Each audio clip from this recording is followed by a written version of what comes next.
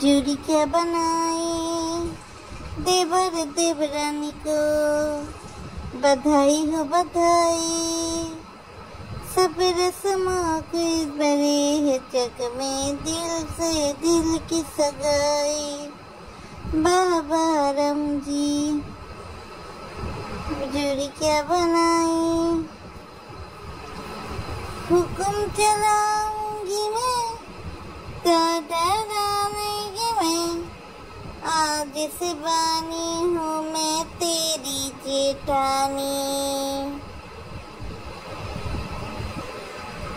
आंखों में सपने लेकर अपने खुशियों की बारात लेके लो चली मैं, अपनी देवर की बारात लेके लो चली मैं।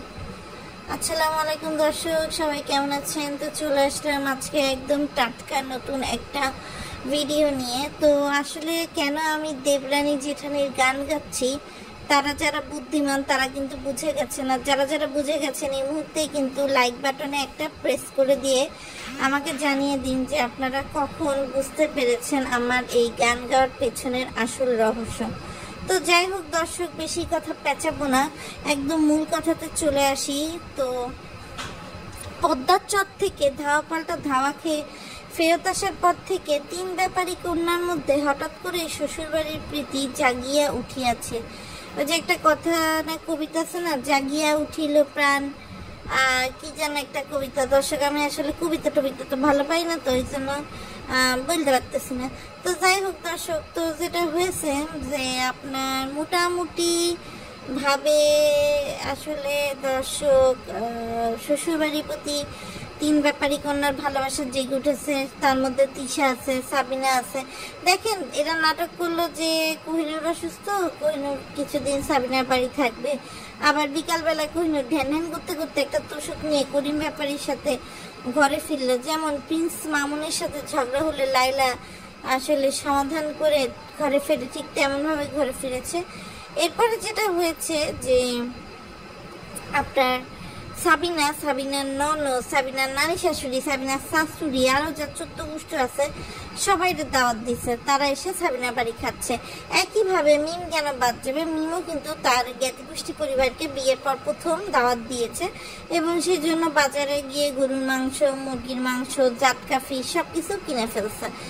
তো আমি যেটা বলবো দর্শক, যে মিম আর বাবু তারা হোস্ট করবে এবং এখানে কিন্তু রমজানের বোন থেকে শুরু করে বাবুর মা, বাবুর বড় ভাই ভাবি সবাই আর কি ছিল এবং তারা কিন্তু খেতে আসছে মিমের বাড়িতে। নিয়ে আসছে কি কাঁঠাল, আম, আইসক্রিম আর হচ্ছে আপনার চকলেট চিপস, এই হচ্ছে গিয়ে নিয়ে আসছে হাতে করে। আর শারমিন আসছে, বাবুর বড় ভাবি আসছে, মানে এমনভাবে আসছে যে মনে হয়েছে তারা কখনো দর্শক খায় নাই। হ্যাঁ, মানে এখানেই প্রথমে আসছে। আমি মায়ের জন্য ভালো করছিল, আমি খারাপ বলবো না, যেটা ভালো সেটাকে তো ভালো আমি আমার চ্যানেলে বরাবরই বলি। মুরগির রোস্ট, বড় বড় পিসের পোলাও, গরুর মাংস, ইলিশ মাছ ভাজা, মানে যতটুকু মিমের সামর্থ্য হয়েছে দর্শক, মিম কিন্তু তারই আয়োজন করেছে এক প্রকারে বলা চলে। তো যাই হোক দর্শক, এখন বিষয়টা যেটা হয়েছে সেটা হচ্ছে মিম আর বাবু তারা অনেক সেবা করছে, তারা তার শাশুড়ির জন্য ওয়েট করছে, তার শাশুড়ি আসলে খাইছে একসাথে। একটা ঢাকা মেডিকেলের ওয়েটলেস বা আপনার হচ্ছে পরিষ্কার আলার ছেলের বউ তার জন্য টেবিলে নাস্তা, তারপর খাবার সাথে ওয়েট করে, বিষয়টাও কিন্তু একটা বড় ব্যাপার। এই বিষয়টাও কিন্তু আসলে শেয়ার করার মতো একটা ব্যাপার, যেটা আমি আপনাদের সাথে শেয়ার করলাম। আর এদিকে আমাদের তিশা আপা হচ্ছে খুকির বিরুদ্ধে একটা একটা করে পয়েন্ট অনুসারে ভিডিও নিয়ে আসে ভাইরাল হওয়ার জন্য। আবার এখন নাজমা বেগমকেও নিয়ে আসছে সাক্ষী মেনে, যে নাজমা বেগম গাবায় দেবে আমাদের তিশার জন্য। তো তিশাকে অনেকে প্রশ্ন করে যে আপনি আপনার শাশুড়িকে দিয়ে থালা বাসন মাজান কেন? তো তিশার ভাষ্য মতে তিশা নিজেও থালা বাসন ধোয় না, তার শাশুড়িও থালা বাসন ধোয় না, কেননা তার শাশুড়ির লোক আছে। আবার নাজমা বেগম বলে যে যতই পারুল খালা মাসে 30 দিন তার ঘর বাড়ি মুছে দিক, ঝাড়ু দিয়ে দিক না কেন, একটা দিন হলেও অন্ততপক্ষে মাসে সে হচ্ছে নিজ হাতে এই ঝাড়ুটা দেয়, না তো আসলে সে শান্তি পায় না। আর আম কাঁঠাল লিচুর কথা দর্শক কি বলবো, আম কাঁঠাল লিচুর ক্ষেত্রেও কিন্তু এটাই হয় যে তানজিলার যে দাদি সে কিন্তু ভাগে রেখে তারপরে হচ্ছে আসলে বিলানোর চিন্তা করে। তো সবকিছুই আসলে এরকম ভাবে চলে।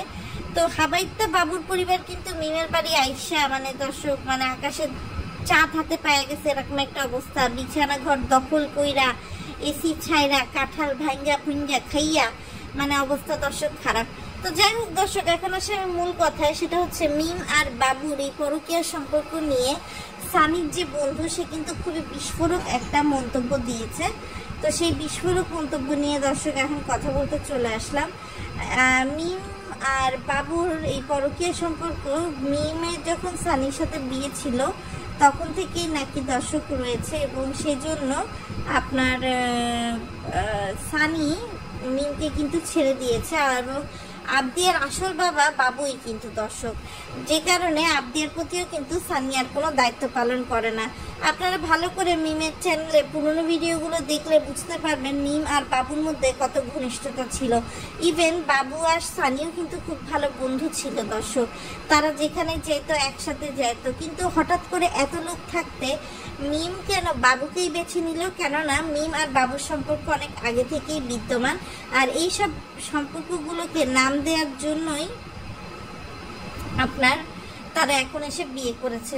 তো যাই হোক দর্শক, আরেকটা বিষয় খেয়াল করলাম যে আমাদের শারমিন কিন্তু আজকাল অনেক সেজে গুজে ফিটিং হয়ে থাকে, কেননা শারমিনের বিয়েও কিন্তু হয়ে গেছে, এখন শুধু আত্মপ্রকাশ করার পালা।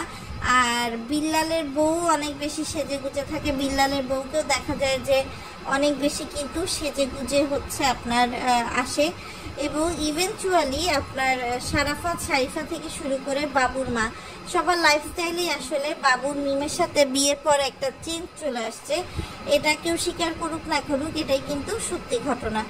তো যাই হোক দর্শক, মোটামুটি এটাই ছিল আপনাদের সাথে শেয়ার করার মতো, যেটা আসলে শেয়ার করে দিলাম। আর খুকি তো জানেনি, খুকির স্বভাব চরিত্র আসলে নতুন করে জানানোর কিছু নাই।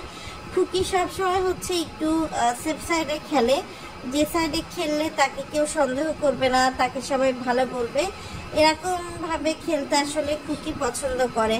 তো যাই হোক দর্শক, একটা বিষয় মিলাই নিলাম যে হঠাৎ করে শ্বশুরবাড়ির প্রতি তিশা সাবিনা মিমের ভালোবাসা বেড়ে গেছে, কেননা তারা চায় যে খুকি দেখুক যে তার ননদরা তার শ্বশুরবাড়ির জন্য কি করে, অথচ খুকি তার শ্বশুরবাড়ির জন্য কিছুই করে না, এরকম একটা ফিলিংস যেন খুকির মধ্যে জন্মায়। এই জন্য তারা এই কাজটা করছে, অর্থাৎ খুকির সাথে তারা টেক্কা পাল্লা এইসব দিয়ে বেড়াচ্ছে বলো চলে। যদিও এটা আসলে আপাত দৃষ্টিতে টেক্কা বা বড়ায় না, কেননা এক একজনের জায়গা থেকে শুরু করেছে, কেউ আগে শুরু করেছে, কেউ পরে শুরু করেছে। তিশার যে পরিমাণ ফ্যান ফলোয়িং, খুকির কিন্তু তার ধারে কাছেও নাই। তো ঠিক আছে দর্শক, আজকের মতো ভিডিওটা এখানে এন্ড করে দিচ্ছি। সবাই ভালো থাকবেন, সুস্থ থাকবেন, নিরাপদে থাকবেন। আর আবারও খুব শীঘ্রই নতুন ভিডিও নিয়ে চলে আসবো, ততক্ষণ পর্যন্ত সাপোর্ট করে যাবেন।